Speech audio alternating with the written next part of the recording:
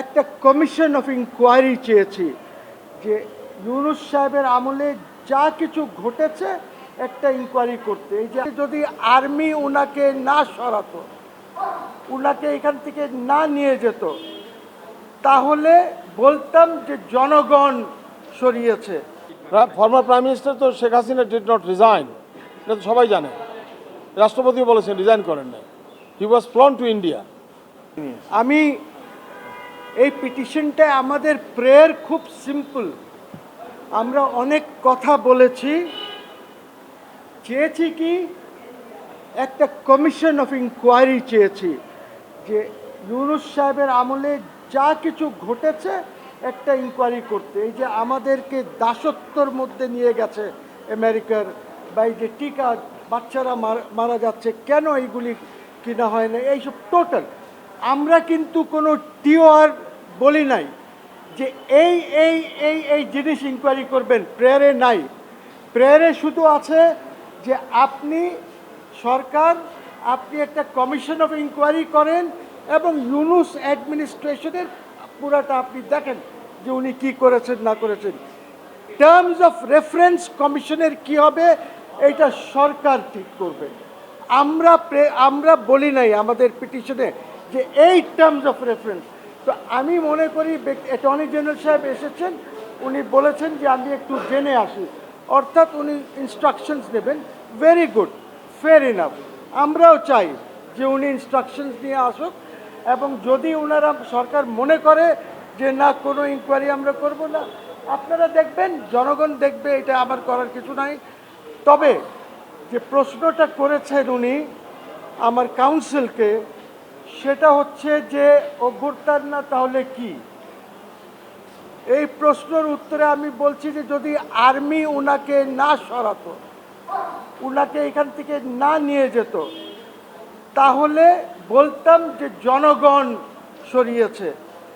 Army তো রাস্তা খুলে দিয়েছে জনগণের জন্য, ব্যারিয়ার সরিয়ে দিয়েছে।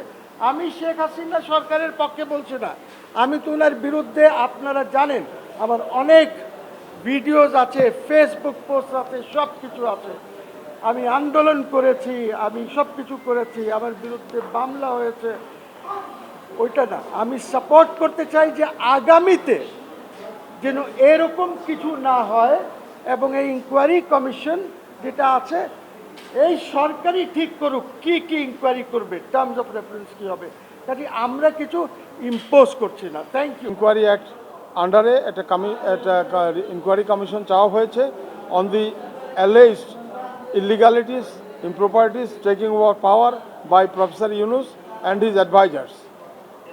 এবং গত 18 মাসে তার যে কৃতিকলাপ ছিল, ইনক্লুডিং ইউএসের সঙ্গে যে ট্রেড এগ্রিমেন্ট করেছে, বোয়িং কেনার সিদ্ধান্ত হয়েছে, এগুলো সব মিলিয়ে প্রশাসনে যে ইলিগালি সে ইউজার্ভ করেছে, সে নিজেকে prime minister, head of the government হিসেবে স্টাইল করেছে, অ্যাডভাইজাররা মন্ত্রী হিসেবে স্টাইল করেছে, এবং টোটাল জিনিসটাই unconstitutional in the garb of একটা opinion by the supreme court থেকে যে অপিনিয়ন নিয়ে ইলিগালি পাওয়ারটা ইউজার্ভ করছে, which is not contemplated in the constitution. কনস্টিটিউশনে এই ধরনের ইন্টারিম গভর্নমেন্টের কোনো প্রভিশন নাই, তারপরেও তারা সুপ্রিম কোর্টের অপিনিয়নের প্রেক্ষাপটে তারা দায়িত্ব টেক ওভার করেছে। টেক ওভার পরে তারা গত 18 মাসে দেশের সর্বক্ষেত্রেই একটা অরাজক পরিস্থিতি সৃষ্টি করছে। ইকোনমি বলো, ব্যবসা বলো, সব ক্ষেত্রেই স্বাস্থ্য খাত সহ সব, এই সবগুলো জিনিসই এই পিটিশনে অ্যালেজ করা হয়েছে।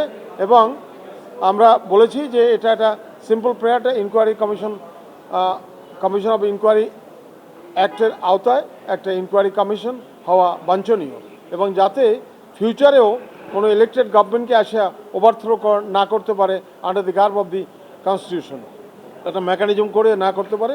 সেই জন্য আমরা এই প্রেজেন্ট ইলেক্টেড গভর্নমেন্টকেও সেফগার্ড দেওয়ার জন্য এটা চাচ্ছি, যে একটা থরো ইনভেস্টিগেশন, ইনকোয়ারি দরকার। এই প্রেয়ারটাই আমাদের ছিল। কোর্ট পুরো বিষয়টাই এই টেকিং ওভার পাওয়ার থেকে আরম্ভ করিয়া আপ টু তার ভিভিআইপি স্ট্যাটাস নিজেকে দিয়েছে, এই সবগুলোই আমেরিকার সঙ্গে ট্রেড এগ্রিমেন্ট, বোয়িং কেনার এগ্রিমেন্ট, সব কিছু মিলিয়ে করা হয়েছে। এবং mismanagement, dismantling of properties, private properties, public properties, and টিকা তো যা যা ডে টু ডে অ্যাফেয়ার্স করেছে ইনক্লুডিং টিকা, সেগুলো আমরা বলেছি একটা ইনকোয়ারি কমিশন করে তারপর থরো ইনভেস্টিগেট করা দরকার। কোর্ট শুনেছেন, এক্সস্টিভলি শুনেছেন, অ্যাটর্নি জেনারেল অ্যাপিয়ার করেছেন এখানে, থার্সডে অর্ডারের জন্য রাখছেন।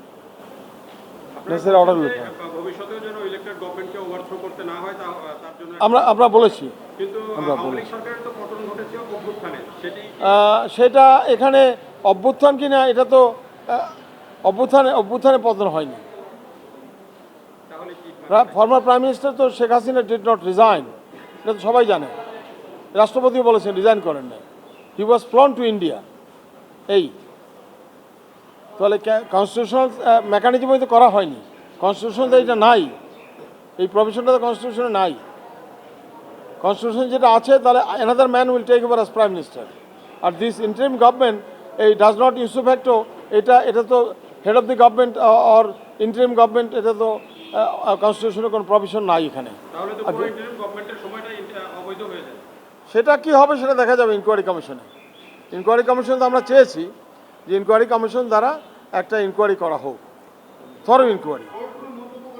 না, কোর্ট বলেছে যে আপনাদের পিটিশন এক্সস্টিভ এবং এই জিনিসগুলো very important things you have brought, এটা বলেছেন, ভেরি ইম্পর্টেন্ট থিংস। হ্যাঁ বলেছেন, হ্যাঁ।